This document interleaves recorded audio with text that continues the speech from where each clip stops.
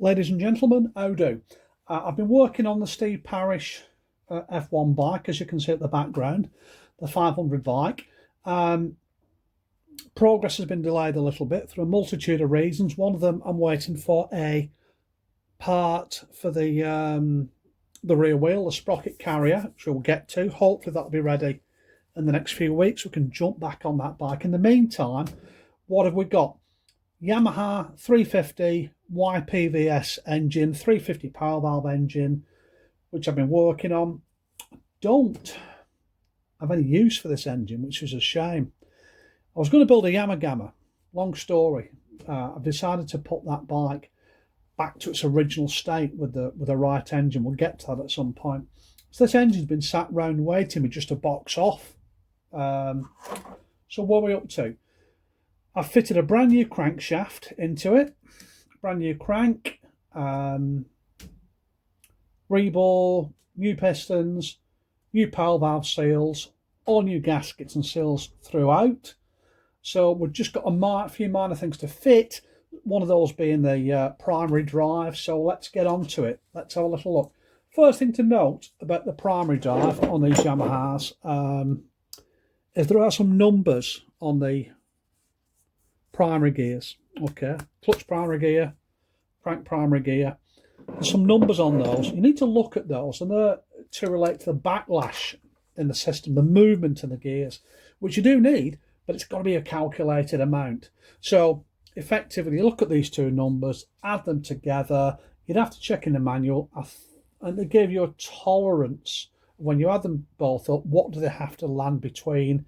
I think it's about 150 to 155 or 160. Look, don't take my word for it on that. Just go and look in the manual. But anyway, I've checked it out. The backlash is right. We can go ahead. Like I said, lots of new parts in this engine. It will be up for sale when it's completed, because I don't have a use for it, which is a real shame, because I've had all the bolts done the right colours, and everything's just right with it. But anyway, that's another story. About to put the primary drive together. I've been worked out our gears are right, our backlash is good. Little bit of wear on the basket where the clutch plates sit. That's normal. One major concern for me: this has a cush drive system in it to take any shock out the system when you're changing gears. And you can see we've got rivet there, holding this element together. What you can't see in here is some little rubber discs which are spaced around. If you look on the internet, you'll see those. And they're supposed to take up the shock, but let's have a little look here. See that movement there? Okay, so that's movement in relation to the basket, primary gear. I'm not happy with that. I don't want to put it back like that. So what can we do? You can get new bushes for in here. 8 new rubber bushes. Got to drill the rivets out, clean everything up, put your new rubbers in, and I'm assuming we'll have 0 or no movement in this. So I'm not happy with that. I can't put that back yet. So I'll be on internet tonight ordering some new rubbers up and some new rivets. I can rivet that up myself. I've got all the equipment to do all that, which is a shame. The plan is I've got all new clutch parts, and I was hoping at some point I could get that built up.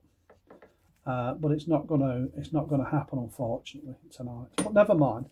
Listen, you can probably see the movement better now between the basket and the primary gear. In my mind, that should be next to no perceivable movement. So those rubbers in there, in time, bear in mind, what's this engine, 40 years old? Those rubbers have been immersed in oil, not surviving particularly well, which is a shame. So I can't move this any further forward tonight. So just a chat about that. I've a few other little bits to put on.